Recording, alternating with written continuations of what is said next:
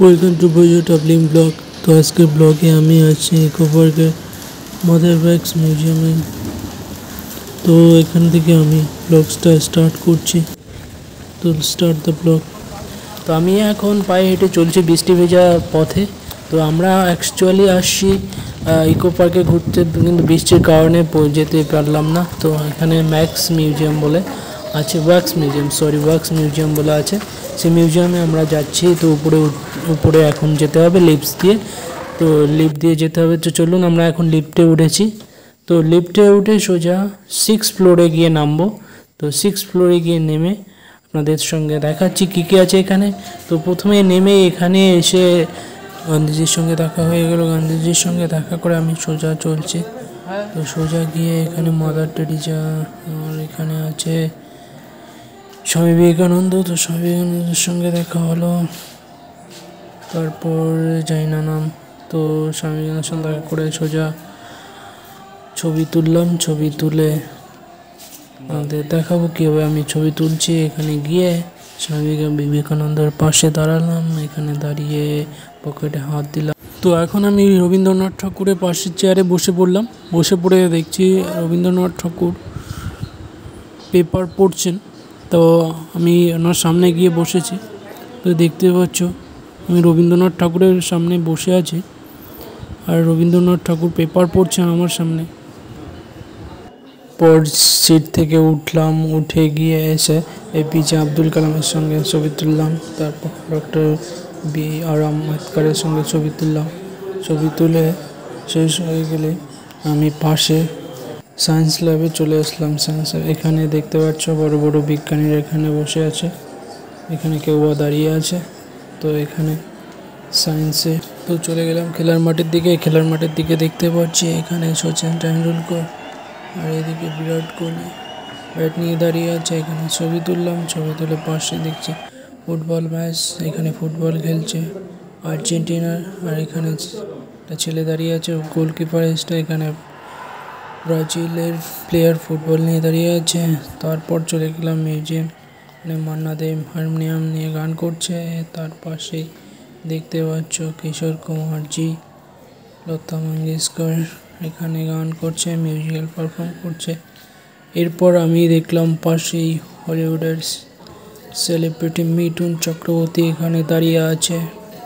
I am A disco dance. তো অমিতাভ বচ্চন যে আমাকে স্বাগত করছে বসানোর জন্য। তো আমি বসে পড়লাম। তারপরে বসে আমি এখানে চলে আসলাম তো হলিউডের সেলিব্রিটির সঙ্গে দেখা করতে।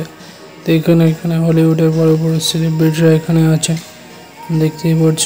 কম্পিউ মাস্টার এখানে আছে, আর এখানে অনেকেই আছে হলিউডের সেলিব্রিটি। এখানে চলে আসলাম।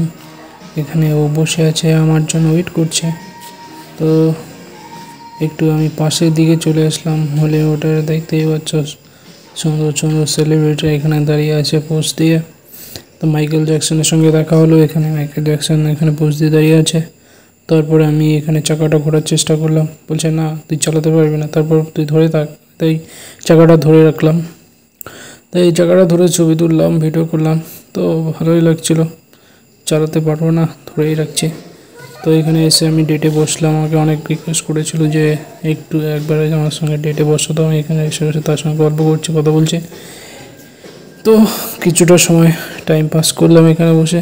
তারপর চলে আসলাম এখানে অবতার মুভির যে হিরোইন আর হিরো এখানে দেখতে পাচ্ছ হিরোইন বসে পড়া যায়।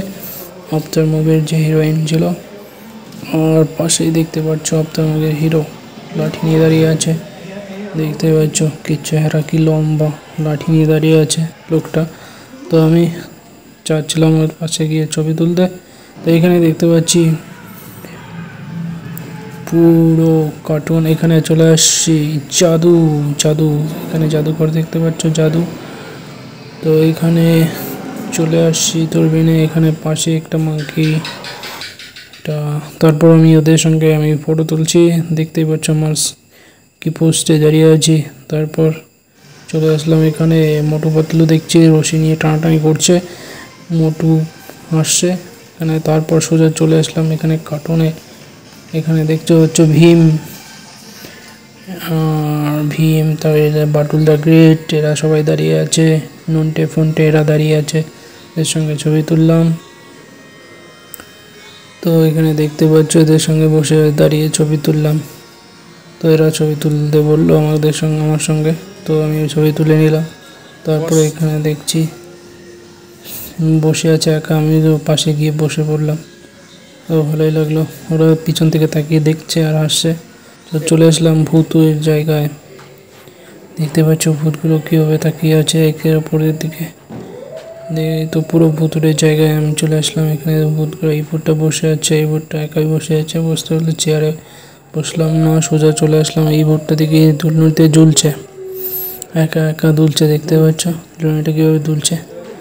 তো এখানে থেকে সোজা চলে আসলাম। এখানে দেখি কবর থেকে হাত বের করে দিয়েছে এই ভূতটা, কালো পরে বাচ্চা ভূতটা দিয়ে আছে। এখানে দুটো ছোট বাচ্চা আর ভূত দুটো ধ্যানে বসে পড়েছে। আর এখানে একটা ভূত দেখি কম্বল নিয়ে শুয়ে আছে, বাচ্চা ভূত। এখানে দেখছি,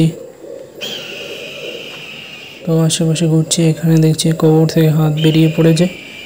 তো দেখতেই পাচ্ছ কবর থেকে ওদের হাতগুলো দেখা যাচ্ছে ভূতের। তো দেখতে পাচ্ছ এখানে কবরের মধ্য থেকে হাত বের করে দিয়েছে ভূত।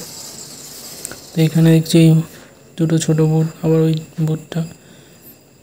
তারপরে এইদিকে দেখাচ্ছি, তারপরে এইদিকে একটা বাচ্চা আবার ওখানে বসে পড়েছে। এইদিকে ভূতটা এইদিকে মুখ ঘুরিয়ে তাকিয়ে আছে, দেখতে পাচ্ছ ওর ঘাটটা একদিকে, মুখটা একদিকে তাকিয়ে আছে। এরপর পুরনো চেয়ার টেবিল, ছবি, পুরনো ভূতের ছবি। এখানে উঁচু হয়েছে, গেট আছে, এটা দিয়ে ভূত বেরিয়ে যায়। তো এখানে পাশেই ছেলেটা আবার ভূতের চেয়ারে বসে দুলছে, দেখতে পাচ্ছ ভূতের বাচ্চা নিয়ে চেয়ারে বসে আছে, আর ও ভূতের চেয়ারে গিয়ে বসে দুলছে। তো আমার ইচ্ছে হলো ভূতের চেয়ারে গিয়ে বসানোর জন্য। তো এদিকে আমি চলে আসলাম, চলে এসে আমার ইচ্ছে করলো এখানে বসবো, এই ভূতটার সঙ্গে বসে এই দুলুনিতে দুল খেলবো। তো আমি গিয়ে সোজা চলে গেলাম ভূতের পাশে গিয়ে বসার জন্য। তো দেখতেই পাচ্ছ অন্ধকার হয়ে গিয়েছে, তো আমি গিয়ে ভূতের পাশে গিয়ে বসবো। গাইস, অন্ধকার হয়ে গেছে, আমি চলে আসলাম ভূতের পাশে গিয়ে বসলাম। ভয় লাগছিল ভূতের পাশে গিয়ে বসে প্রথমবার। তো আমি দোলনার পাশে বসলাম, আবার উঠে গেলাম। তো চলে এসে আবার ওই দোলনার চেয়ারটা গিয়ে বসলাম। এই ভূতটা কিছু বলছে না, দোল আমার কি, ভূতের পাশে গিয়ে দোলনা চেয়ারে গিয়ে বসে তুলছি, মনে হচ্ছে একাই একাই চেয়ারটা দুলছে, বাট অটোমেটিকলি এটা দুলছে, আমি দোলাচ্ছি। তো পাশে গিয়ে একা বসে আছে, আমি ওকে সান্ত্বনা দেওয়ার জন্য চলে আসলাম, এক চিন্তা করিস না আমি আছি। তো আমি পাশে গিয়ে বসলাম একটু। তারপরে এই ভূতগুলো আমাকে টানছে কবর থেকে, দেখতে পাচ্ছ আমার হাত ধরে ফেলেছে, কবর থেকে টানছে ভূতটা। গেটটা খুলে দিয়েছিল, আমি চলে গিয়েছিলাম, দেখি ভূতগুলো হাত বের করে দিয়ে হাত টানছে। দেখতে পাচ্ছ ভূতের কী অবস্থা, হাত বের করে দিয়ে কীভাবে টানছে, কেউ যাবেন না। তারপর চলে আসলাম একটা লাইটিং হাউসে।